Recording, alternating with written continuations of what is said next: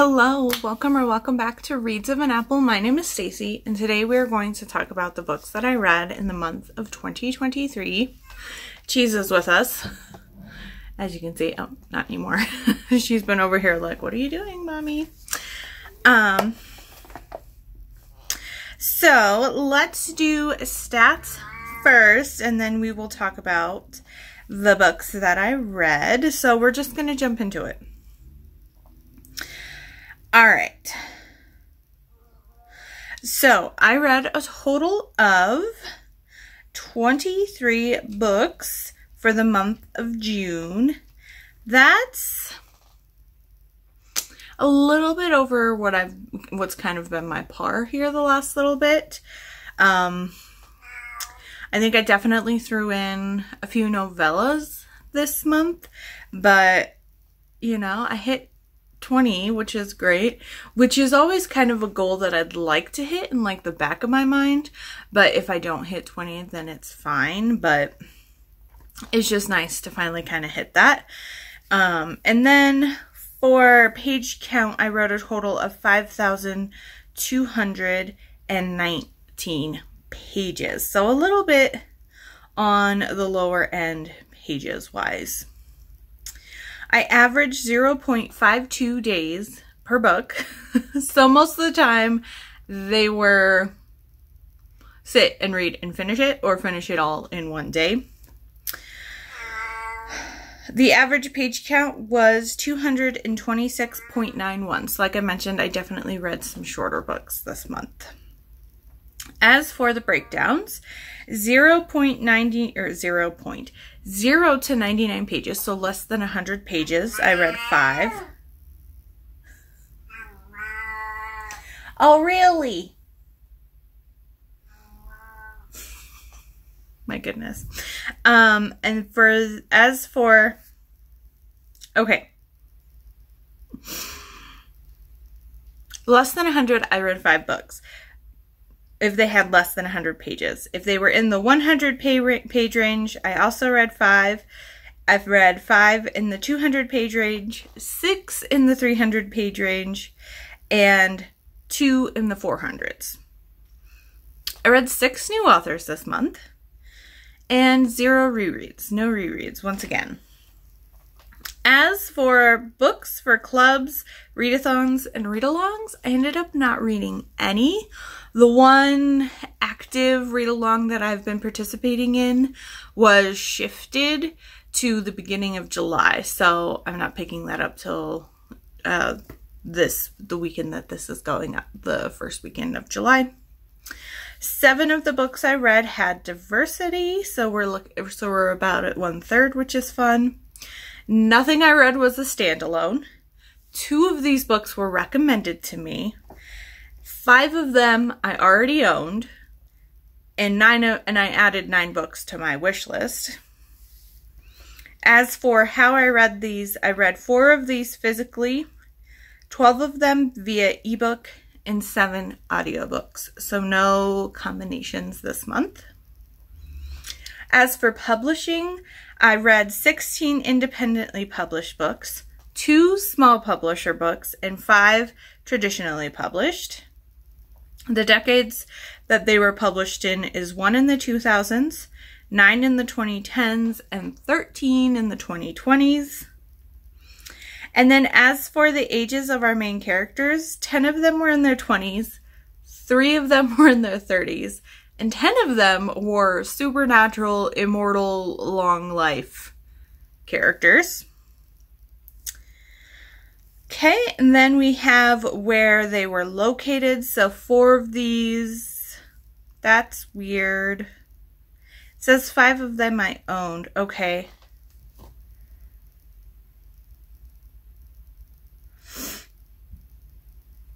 I have to fix something because 5 of these I read physically. 1 I read, or no, okay, that's right. Okay, nope, I know where I'm at. So 4 of these I read physically, even though I owned 5. 1 of them I did check out from KU. That's where my numbers were wrong in my brain. One of the books I digitally owned. 9 of them were in KU, and 9 of these were in Hoopla. 2 of them were a part of an anthology in Hoopla, but I read them at different times. And they are also novellas that are released by themselves. So technically I used 8 of my 10 Hoopla checkouts for the month of June, which is great because one of my big goals for this year is to check out at least 5 things from Hoopla a month, mostly geared towards ebooks and audiobooks, but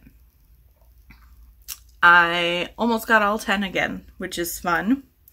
Then we will jump to ratings. So my average rating is 4.0, which is bonkers. I have 7 5-stars, 4 4.5 stars, 2 4 stars, 7 3.5 stars, 1 2.5 star, and 2 2 stars. Oh boy. Then the last stat I keep track of are genres. So I read 6 contemporaries, 3 fantasies, 5 historicals, 5 paranormals, 3 sci-fi, all of those romance, and then 1 urban fantasy. And then for my contemporary breakdown itself, I read 2 dark romances, 3 small town romances, and 1 just straight contemporary. So there's that. Those are my stats for the month of June. So let's talk about the books that I read. So let me pull up my other graphic here because I have everything listed out, which makes it super easy. Okay, so let's just jump right into it. The first book I read for the month of June was Griffin, Undone by Ella Sheridan. This is the first book in her Archive Warriors, and I gave this book 3.5 stars. I was pretty anticipatory towards this book. It was a new release that came out at the end of 2022, I believe, that I just never got around to, but the idea of this series is that there are shifters, but they shift into like mythology type creatures. So this book is about a phoenix. Where I really struggled with is the way that the hero treated the heroine throughout, and just the way that their romance built. What it boiled down to is I don't believe they'll have a happy ever after, and even though they're fated mates, so to speak. But I am intrigued to read the next book because I'm hoping it'll be like a different sort of trope setup between the hero and the heroine.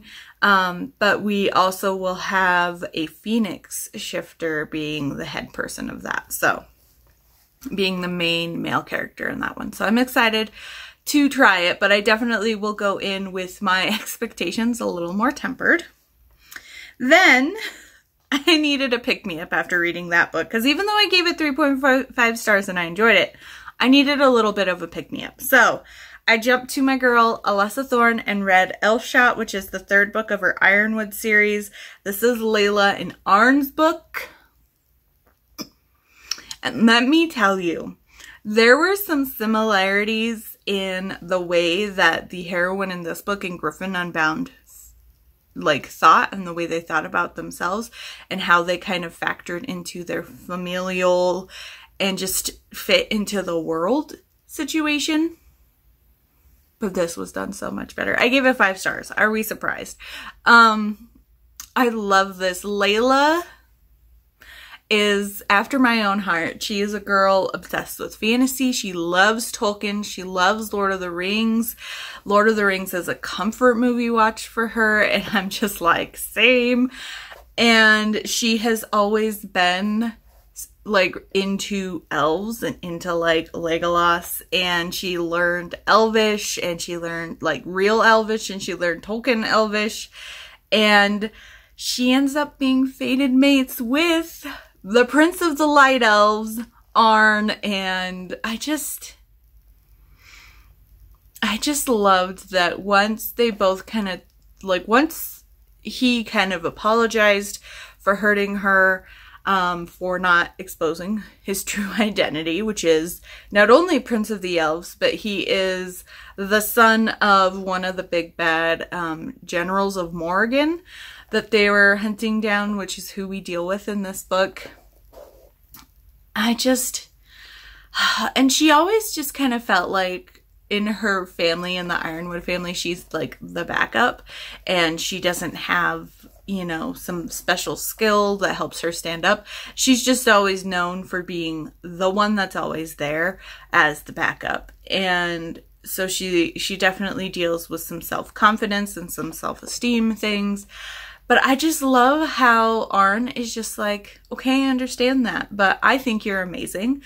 And I think the things that, you know, you're nerdy about are what makes you special. And the fact that you have this affinity for elf culture, we'll call it. Alessa Thorn's books just always make me so happy, and I have so much wanted to binge through this series, and I read the first two books really quickly after each other, but I have to force myself to take her books a little bit slower because I love them so much, and I like knowing that there's always a book there that I have to read that's not like a new recent release. So I'm really trying to pace them out, but at the same time, I really want to get caught up in her backlist so I can jump on new releases when they release if they're spin-offs or connected to other series. But I do know she's potentially starting a new series soon. So, you know, I love Alessa Thorn. If you haven't tried her, I highly recommend her. She has phenomenal fantasy and paranormal romances, and they just hit my nerdy, geeky, romance-loving heart square on. Okay, 5 stars, if you could not tell. So then I picked up the audiobook, Love Sucks by Cynthia St. Aubin. This is the second book in her Tales from the Alpha Art Gallery. And this one was interesting because we kind of get the moving forward from what happened in book 1, of which it had been a couple of months since I read it. But we now have found out that Hannah is a werewolf heir, and even though she is human, we come to find out that if she sleeps with an alpha werewolf, that will trigger her changing into an alpha, a werewolf herself. But she is an alpha heir. And she's, I guess, one of the few pure werewolf heirs that has come around in a long while. So we've got more kind of dealing with the vampires. We get Vincent van Gogh in this. I just love the expansion of that. Werewolves are artists, but then we also kind of get more news that vampires tend to be like people who are a little more vain and into the aesthetics of themselves. So a lot of like famous actors and actresses are vampires, which is super fun. And I just, you know, once again, the humor and just the narrator does a brilliant job. I'm loving the audiobooks for these. But the humor just hits me spot on. It's set up in Georgetown, Colorado, so I love that this is set in Colorado, which is, in Georgetown's like a mountain town up kind of above Denver, and it was so much fun. I will throw out there, Hannah sleeps with the guy who's not in game again in this book. And so we've still got Mark hiding things from her and Hannah turning to Detective Morrison. And so it's turning into more of a triangle than I was kind of hoping. And because of that, I had to drop it down to 4.5 stars. Otherwise, I really enjoyed this series. Like I said, the humor and the narrator is what really makes this series for me. I don't know if I would quite like it so much if I were to read it physically, which I feel like is one of the first books outside of the graphic audios where I feel like the audiobook has really enhanced my enjoyment of the series. Then, I'm not going to talk too much about these books, the next 3 books, but I picked up 3 books with my favorite trope, and I did a reading vlog on it. So I will link the reading vlog up above. But the first book I picked up was Kissing My Brother's Bride by Molly McLain. This is the first book in a new release. This came out June 1st, and the series is The Kissing Games. Each book is by a different author. There's going to be 5 books in the series, and they are released 2 weeks apart from each other. So end of July is when we should get the final book in the series. I loved it. 5 stars. Check out my reading vlog to see more information. Then I picked up How to Deceive a Duke by Lecia Cornwall. This is the first book in her Timberlake series. I also read this for my reading vlog. I gave this one 2.5 stars. This one didn't do it for me, which was unfortunate. And that is a new historical author for me. But you know, I don't just say no at one book unless it like really bothers me. Then, to finish out my reading vlog, the 3rd book I picked up for that was Brutal Vows by J.C. Geissinger. This is the final book in her Queens and Monsters series. And I gave this 5 stars. And this may or may not be my favorite in the series. So I'm just going to leave that there. So then we will move on. The 7th book I read in the month of June was Lady Love by Emma Hart. I decided I wanted some more audiobooks, so I picked up another one by Emma Hart because I've been having good luck with hers the past couple months. And this one didn't quite do it for me. I gave this one 3.5 stars. This is modern day aristocracy. We have the daughter of a duke, and what she really wants to do is become like a professional gardener and, you know, create and cultivate and take care of these gorgeous gardens that are on these aristocratic estates. And it is her romance with the new gardener at her own estate. We've got forced proximity. They're trapped in the estate all alone with no power, and because of a horrendous storm and flooding. And then we've got a lot of class difference stuff happening here, which I didn't expect to see as much of with it being a contemporary romance. And that also, the way that they really kind of dug into that a little bit more kind of killed my enjoyment, because I don't enjoy class difference that much, even in like historical romance. So to have it brought modern day and to bring the modern sensibilities in it, which I know is an important discussion, but I don't like to read like political or things like that in my books, especially when they're really hammered home in that way. So that kind of killed my enjoyment a little bit. And then I also was a little disappointed with the romance.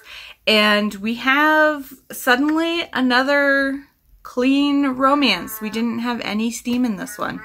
I mean, there was some steamy kisses, but no full-on intercourse. So that was slightly disappointing, because her other books that I have read have had at least one scene. So I'm not looking for that, but I do like to know, like, I do like to have like set expectations going into it of whether or not there will be any. And I can enjoy a book that doesn't have any, but it also helps if I kind of know that going in, to not be like, I cannot expect that release of tension in the book.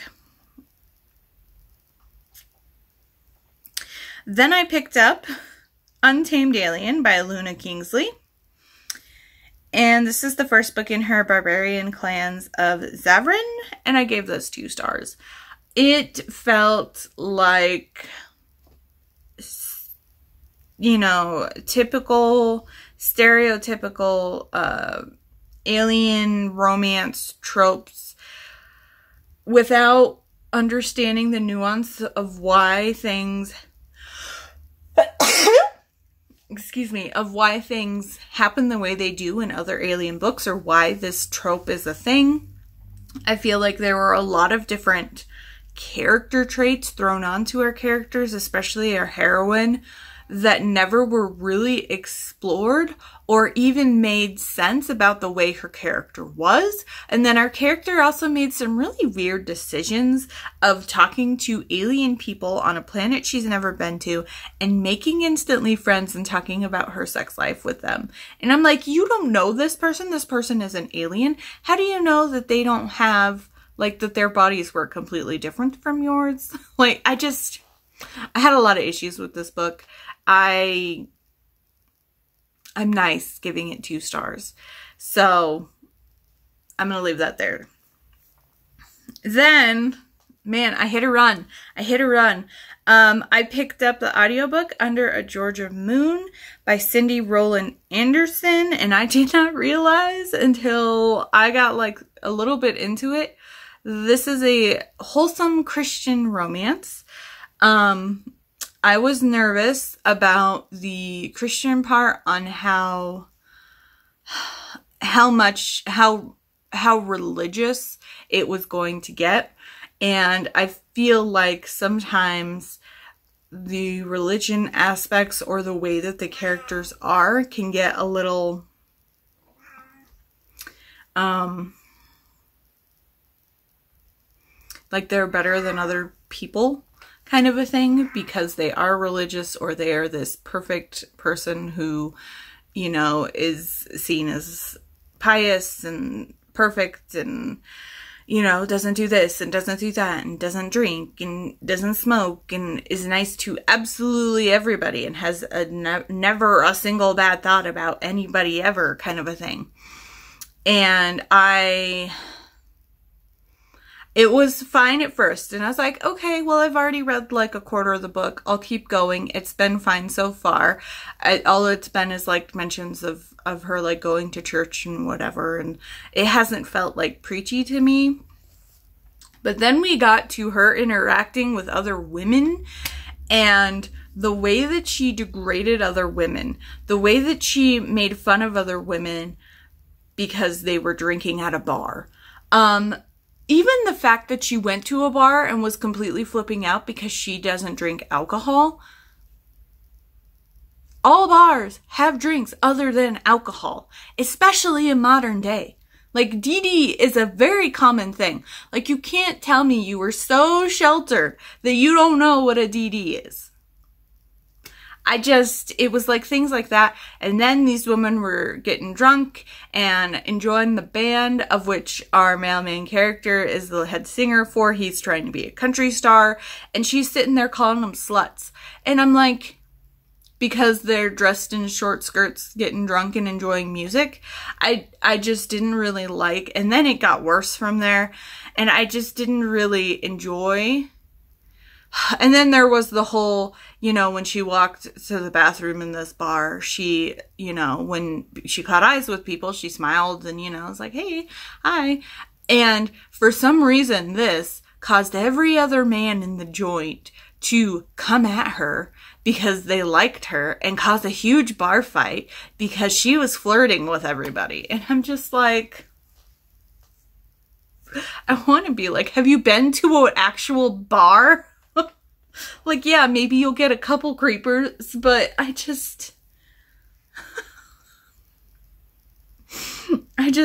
what's weird is that she was in a small town in Georgia from, I think, like, Iowa or Illinois, and I'm like, you're in a small town where it is more common, I feel like, to greet people, say hi, do the smile and wave, give a nod, than like big cities. So it just didn't, as you can tell, I had real issues with this, and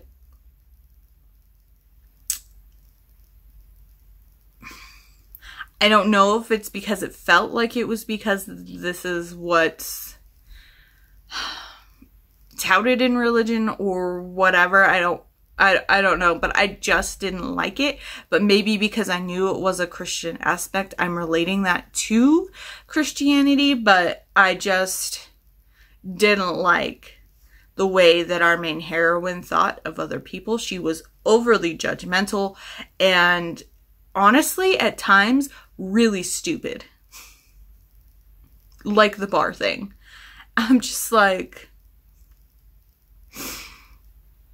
I don't know. I just didn't, I had issues, but I will move on. Then I picked up When She's Ready by Ruby Dixon. This is the first book in her Rizdaverse series. This was a fun short novella. I hadn't read this series before. This series is a bunch of women who were kidnapped by aliens, have now kind of been rescued, and this one lord who owns this farming planet, his woman is a human, and so, you know, in deference to her, he offers all of these rescued, kidnapped human women a chance for a home, and they are given a plot on this farm planet to farm and earn money and make a living. Our heroine here is nervous because her neighbors are trying to encroach on her, and they're an alien species who is known to have one other group of the same alien species on this planet married a human woman and then killed her to take her farm.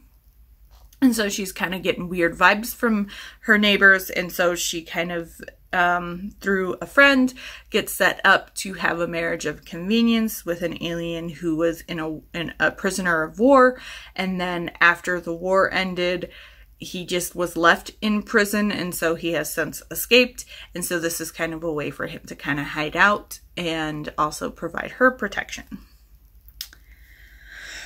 And I gave it 3.5 stars. It was fun. It just didn't quite give me everything I want in a novella. I'm a little more stricter on novellas hitting the right notes for me than a full book, I've come to find out, but I still enjoyed it and definitely want to read more in the series. Then I picked up The Taming of Mei Lin by Jeannie Lin. This is the 0.5 prequel novella to her Tang Dynasty series. The first book is Butterfly Swords, and this is set 40 years, I think, in the past. And this is the story of her grandmother meeting her grandfather, of which we hear in Butterfly Swords.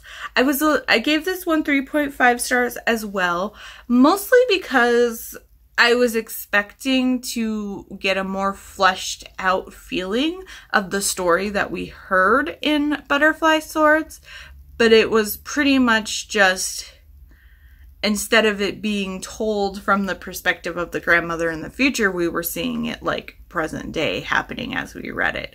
So I just wanted more fleshed out of it, and like a new aspect to be shown that maybe she left out of the story, which, I mean, it was expanded for sure, but I wanted something more from it, but I still super enjoyed it. So 3.5 stars.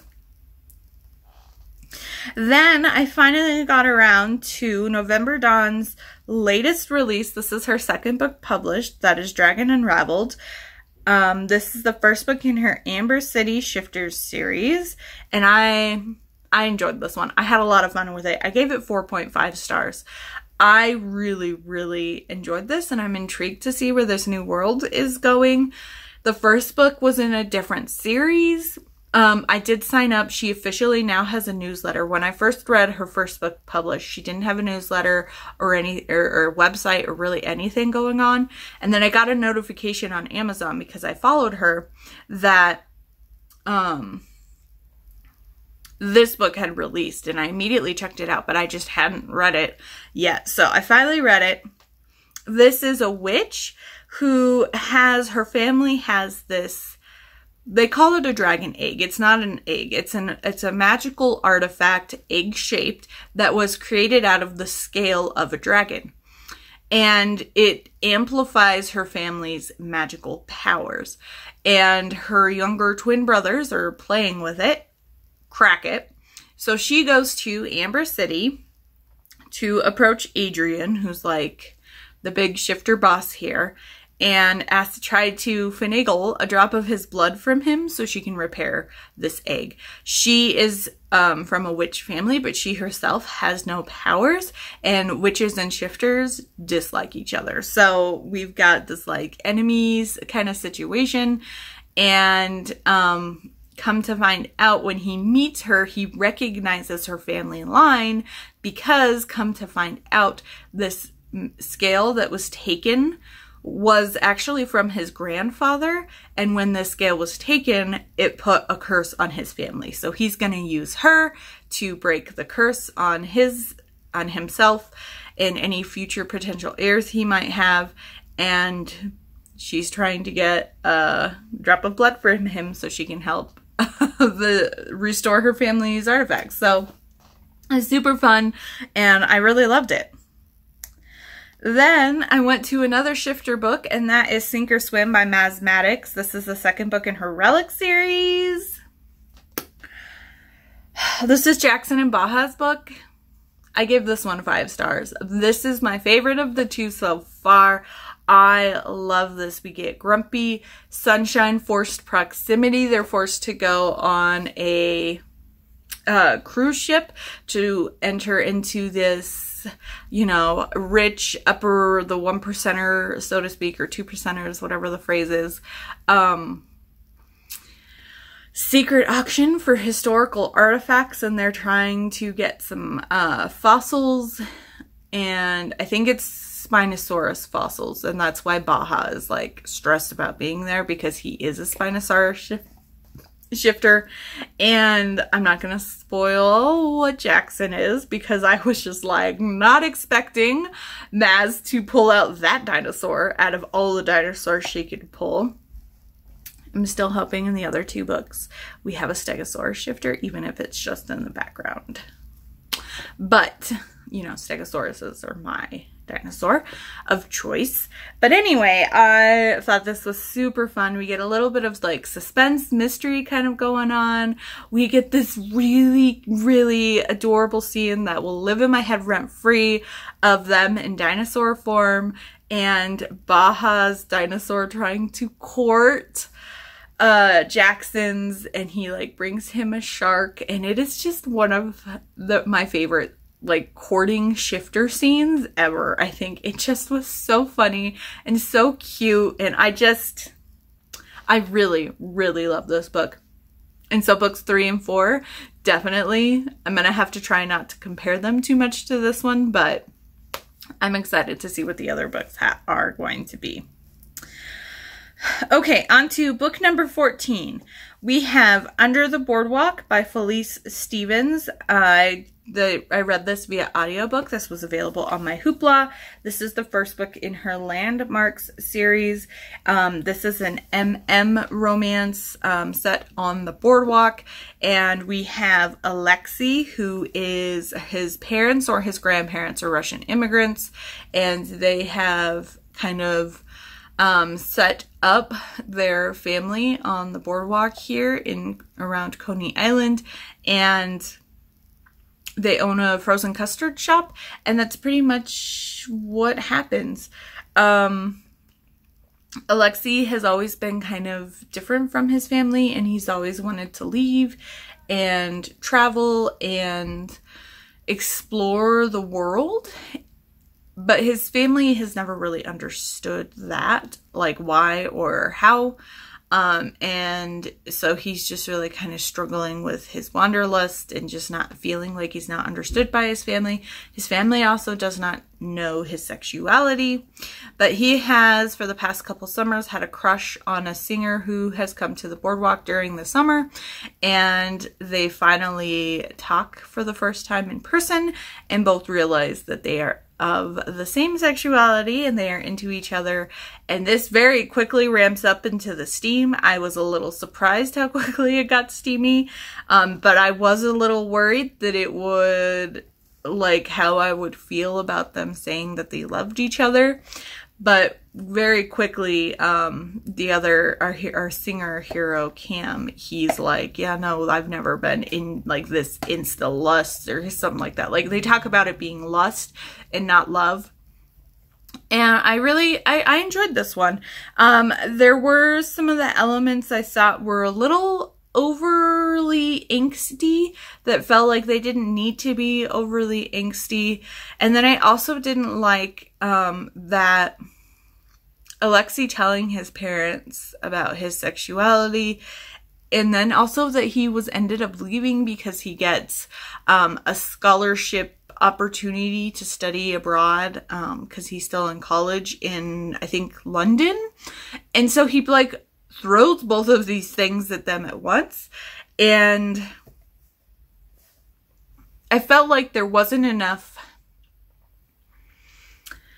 not necessarily care, but time allowance book-wise to really kind of deal with the situation, because very quickly we like end the story and then we get to the epilogue, which is like 6 months later or something. So I wanted, if that was going to be a part of the story, I feel like that is a big part of any person who is on the LGBTQ plus or in the realm, I guess, and, you know, opening up to the people closest to them about, you know, the way that they feel, the way that they are.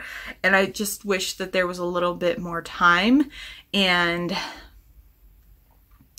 I guess I keep wanting to say care, and I feel like it's not the right word, but that's the only word I can think of. But care towards Alexei, so we could really see his emotional state afterwards, and, you know, really see how his family reacted after the fact, outside of that initial shock of finding this out. Plus also hearing that he's moving to London for the foreseeable future. So 3.5 stars. Then I picked up the novella Wolf Signs by Vivian Arend. This is the first book in her Granite Lake Shifters book. I also gave this one 3.5 stars. These novellas just weren't quite doing it for me. This one I wasn't expecting. I've read Vivian Arend's contemporary before, so I knew, like, I had some expectations going into this one. I wasn't super keen on everything that was tried to be forced into this book. I wish the Vivian Arend would have like cut a couple things back, because we really didn't need, so this is Robin and Keel. Robin is actually deaf, and her brother go on a like camping trip or like they take their vacation and they go up into the Yukon for a week on this little cabin, and they do ice fishing and just enjoy being in nature. And her brother is unable to go this time, so Robin is going by herself, and she runs into Keel and his younger brother, and Keel is a shifter, and they immediately notice that she has a super strong wolf scent, and Keel recognizes her as his fated mate, and she knows nothing about wolves, and she's never been triggered as a shifter. It has something to do with hormones that are in a mother's milk, and she wasn't raised by her mother.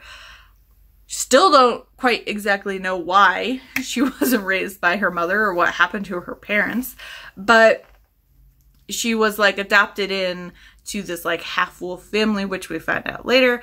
And so they have dealings with, you know, teaching her how to be comfortable with a wolf, trying to teach her about being a wolf.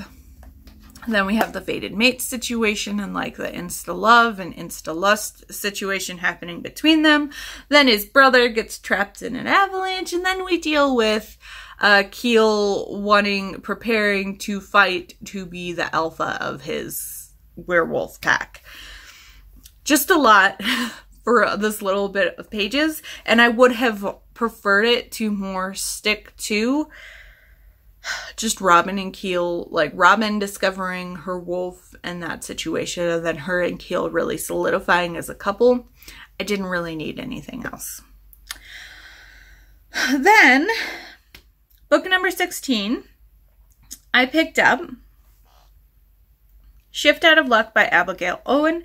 This is the second book in her Brimstone Ink series, which has been renamed. It used to be like Legendary Consultants or something about like that, and that's back when I read the first book. It was still called that, so it's been a while since I've read book 1, but I finally jumped into book 2. I surprisingly remembered quite a bit of book 1, including that it took place up in Estes Park here in Colorado, which was fun.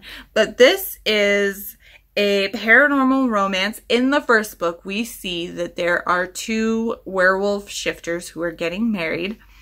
And it's kind of a marriage of convenience situation. Think McCoys and Hatfields, where they're just 2 werewolf packs that are just constantly fighting generation to generation.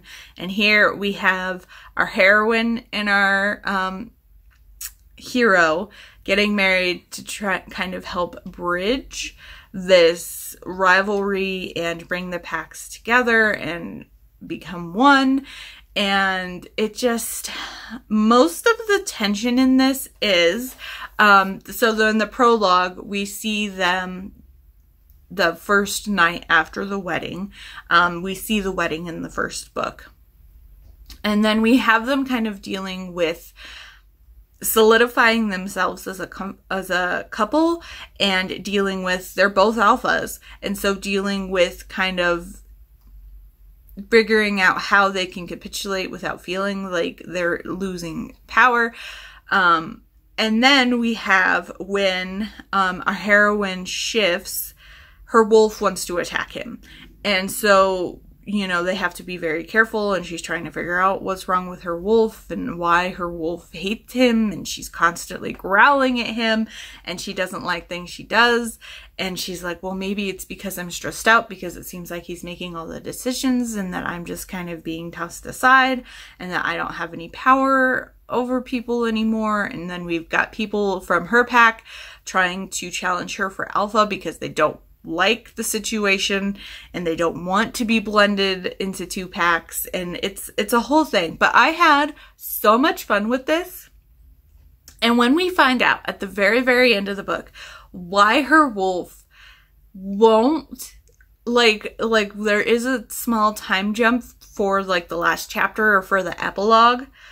It's like 6-8-ish months later, and we still don't, like, she still can't shift into a wolf around him.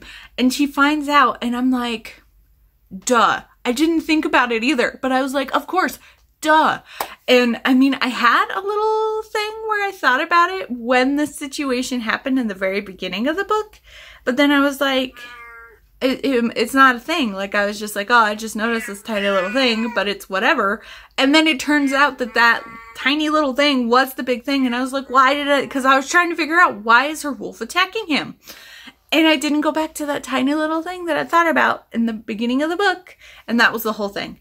And I just had so much fun. I give this 4.5 stars. And I'm super, like, I feel like this is that random push I need to get back into Abigail Owen, because it's been a little bit since I last read her, but I had so much fun. If I'm looking for more novella-sized books, I'll definitely look up picking up more of these audiobooks. They are on Hoopla, and yeah, it was just so nice after so many 3.5 or less novellas to finally get one that like hit all of what I needed. So 4.5 stars on that one. Okay. Moving on. Then I picked up Ardan by Annabelle Rex.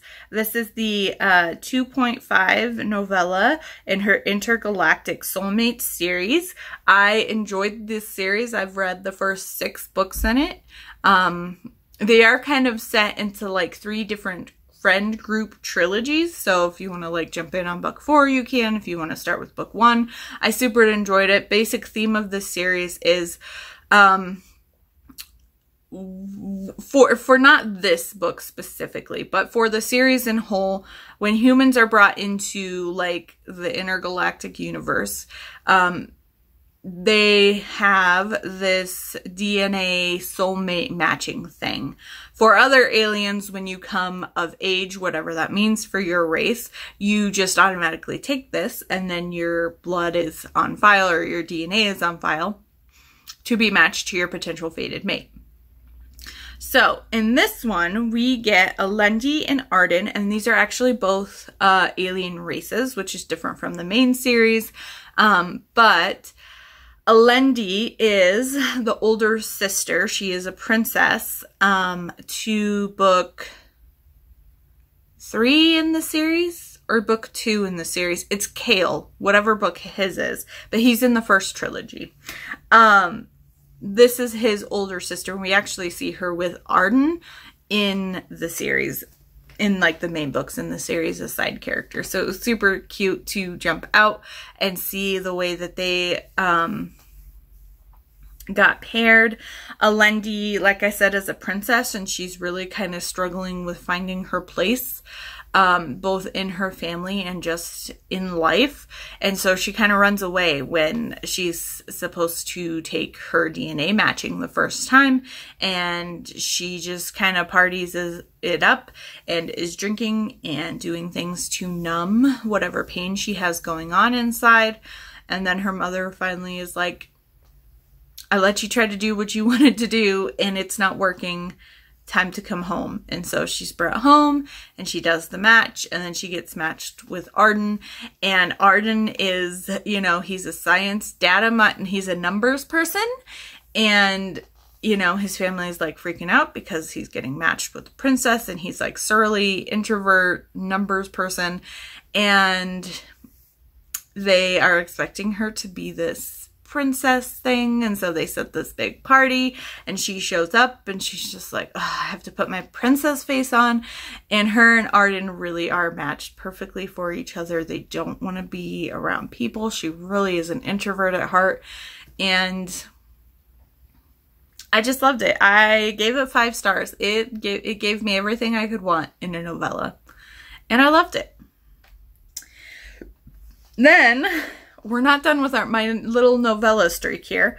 I picked up Look at Me by Ashely Mack. This is the 1.5 novella in her census book, so this is the one that correlates to the first book. And I gave this one 4 stars. I had a lot of fun with this. We see this as Cade, who is the hero's like right-hand man in the first book. And he, we see them at a strip club in the first book, and they are helped by Kara, who is a stripper there, and she reaches out to Cade. It's been a little bit since the first book, and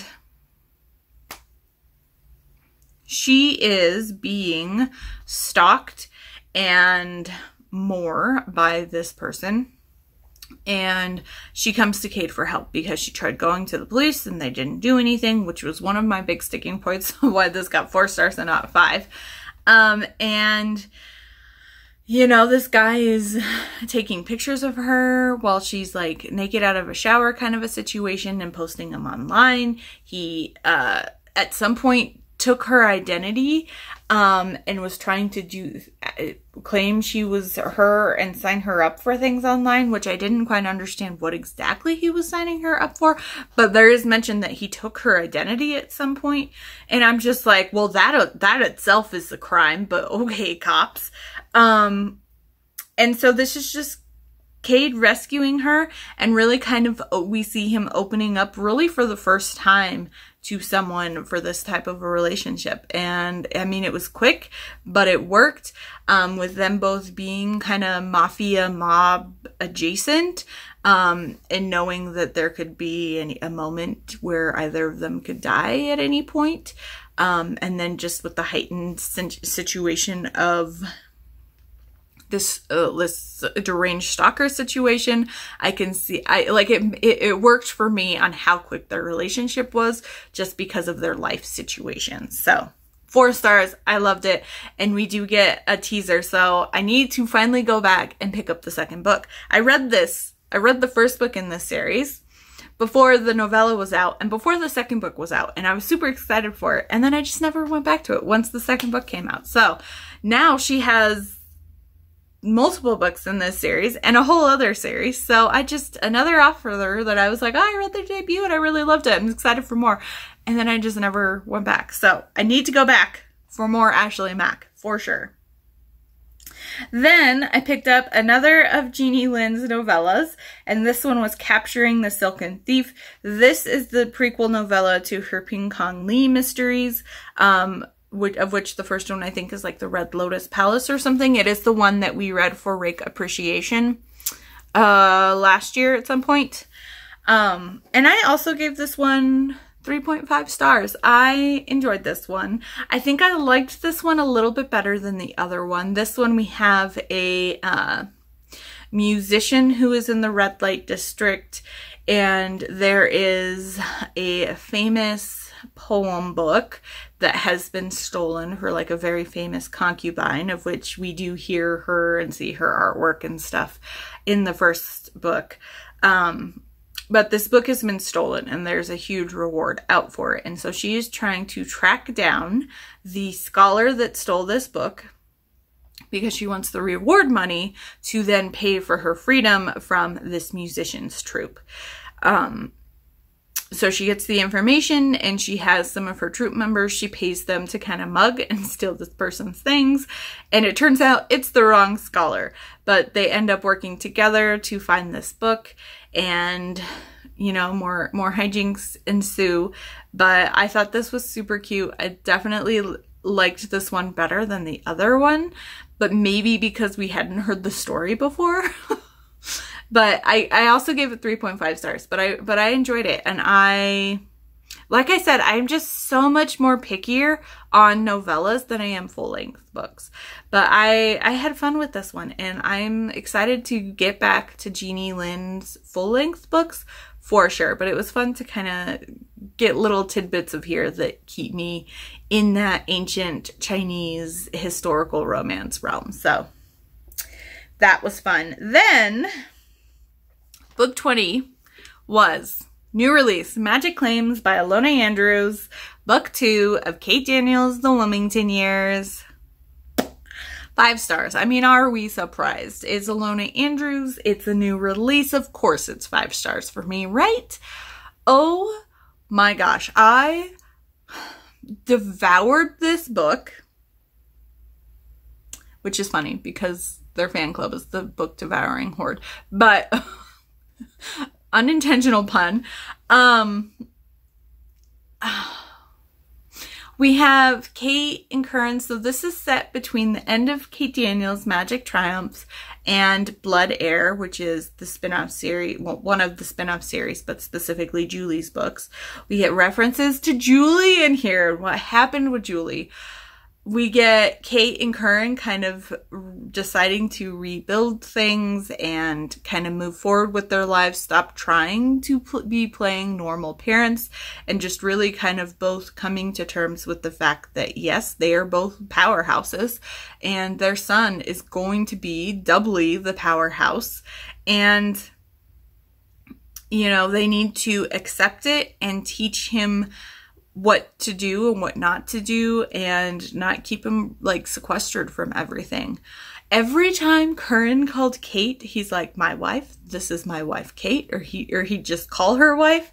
I got so ushy and gushy, and I just, and every time Kate called him husband, but I had it more. I had more of the gush. There was more mush when Curran would call Kate his wife, and I just loved it to pieces. It was even more fun, I feel like, because I recently, the last Ilona Andrews book I read was a reread of the first book of Kate Daniels in the graphic audio. And so just to see their first meeting to where they are now was, this book gave me everything I want from an Ilona Andrews Kate Daniels book.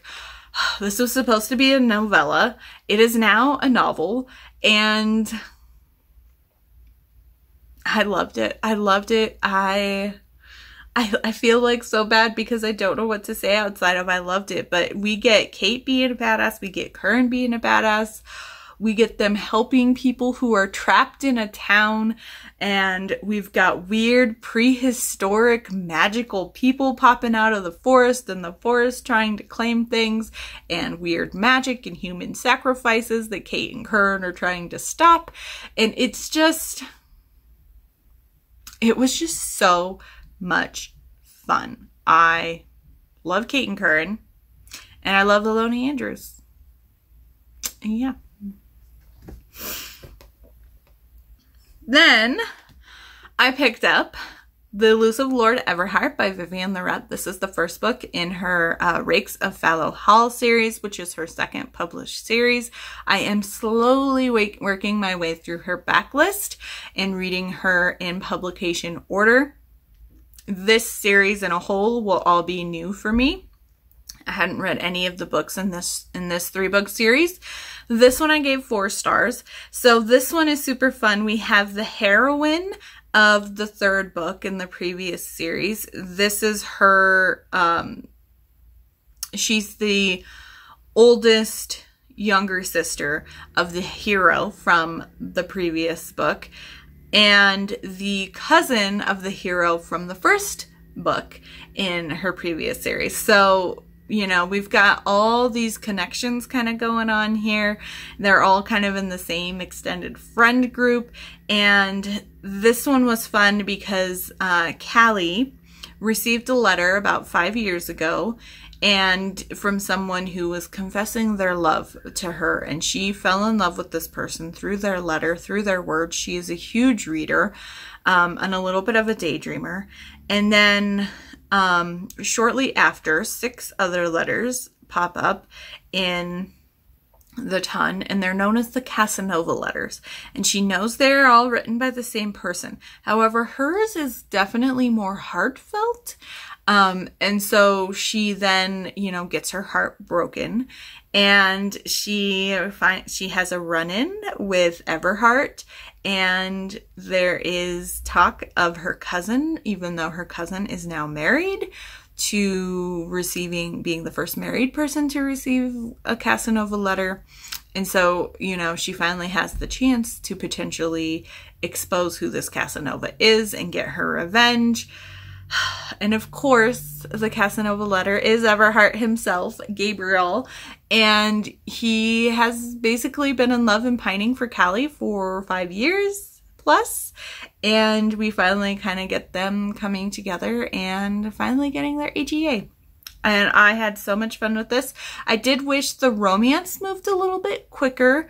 We took a little bit too long, I feel like, to set up their romance. So I gave this one 4 stars, but I still really enjoyed it. And I mean, I was crying in chapter 1. So Vivian Lorette, just the way that she writes, she really just speaks to my historical loving soul. And she's just phenomenal. But that one I gave 4 stars. Then I picked up the audiobook Love Lies by Cynthia Aubin. So this is book 3 in her Tales from the Alpha Art Gallery series. This one I also gave 4.5 stars. I got a little bit frustrated because we also had a potential thing with Hannah and Detective Morrison again, but she does not go there. There is a kiss. But her and Mark still aren't together. And I much prefer that if we have a longer running series, multiple books with the same couple, that they get together around the 50% mark. They don't have to be HEA. They don't have to be in love. But I do want them to be committed to each other around the 50% mark. And we don't get that till the end of this book. So, like I mentioned with book 2 earlier in this video, the Hannah and the humor and the narrator is really what's keeping this series up for me. I mean, there was definitely points in this audiobook where I was yelling at it, and I was just like, Hannah, what are you doing? You do not go to Detective Morrison's house. You do not kiss him. Stop. And then she did stop, and then Detective Morrison was trying to, and I just was like, oh my gosh, this was driving me insane. But once again, we ended on a pretty big revelation type thing. So, you know, the humor and the narrator And Hannah's character is what's keeping this series afloat for me. This one I feel like is probably my least favorite and the one I had the most frustration with, but it'll be hard to say until I've read the final book on how my feelings of overall for the series is, because there's just still so much that Mark is hiding from Hannah and won't tell Hannah. And I'm getting kind of frustrated with it after the fact, but while I'm in the book itself, I am having so much fun with them that I can't not give them a high rating. So this one is a little bit of a harder rating for me, but I went with 4.5 because I really did have a lot of fun. And the final book was The Devilish Mr. Danvers. So this is the second book in Rakes of Fallow Hall. I give this one 5 stars. I loved this one. This one was definitely, along with the first book in the series, the series feels a little more on the angstier end, so I'm intrigued to see what the third and final book in the series is like. But this one, we have Rafe, who is one of the 3 rakes of Fallow Hall. He's also the older brother of the heroine in the first book, so we've still got connections going on. But we know that he was left at the altar by Ursa Sinclair, and since then he's like sworn off of love, and he has been interested to reclaim Grayson Park. It used to be owned by their family and it was lost in like a gambling situation, and he wants to reclaim it because there is something for his family's legacy that he's hoping to reclaim, and kind of bring honor back to his family. His family are all known as artists. He specifically is a glass worker, which is super fun. And when he sees Grayson Park, which is next door to Fallow Hall, that there is smoke in the chimney, and he has paid 2 of £10,000 to, you know, acquire Grayson Park, he's like, who's there? So he goes over and he finds Hedley Sinclair, who is Ursa's younger sister and who has been hidden away from the ton. Nobody has known she exists. Eventually, Rafe realizes he's met her twice, but didn't know her name, and he just assumed because she wasn't in nice clothes that she was like a servant's daughter or something like that. But no, she just was kind of locked in the attic. It is because she was in, I will kind of spoil this a little bit, she was in a horrendous carriage accident where it was her and I think 3 or 4 other girls in it, and they were going to a May Day celebration. The carriage had an accident. A couple of the girls either were out of the carriage when it happened or were thrown out of the carriage and survived, but the other girl that Hedley was in the carriage with died. And then of course that accident, when they got there, Hedley was just drenched in this other girl's blood and completely traumatized, which you would expect for like a young girl to be. I think she was like 8 years old, something like that. But so then she kind of went, you know, catatonic and was, you know, in today's terms, we know she had PTSD. She trembles and kind of starts having panic attacks anytime she's near a horse or a carriage. And so her family considered her mad and locked her in the attic and basically pretended that she didn't exist, because that's what you did with your people back then. And nobody actually really came back to her and tried to realize what exactly was wrong with her. So nobody knows about her. And this is her chance at freedom, is Grayson Hall. It is falling apart, but it is the first time that she's been free and allowed to kind of be herself and not be locked up. And so she's fighting for Grayson Hall. And it was given to her as inheritance by her grandfather. So her parents, her mom, and her sister have no claim to it. But, you know, of course, they're both horrendous people, which is a little bit of a stereotype, but I just really enjoyed. This is kind of similar to my favorite trope. Not exactly, but it kind of works. It's just, you know, at a later time, not current time. But it swept me away. I felt the romance moved a little bit quicker here. We didn't have that weird third act breakup.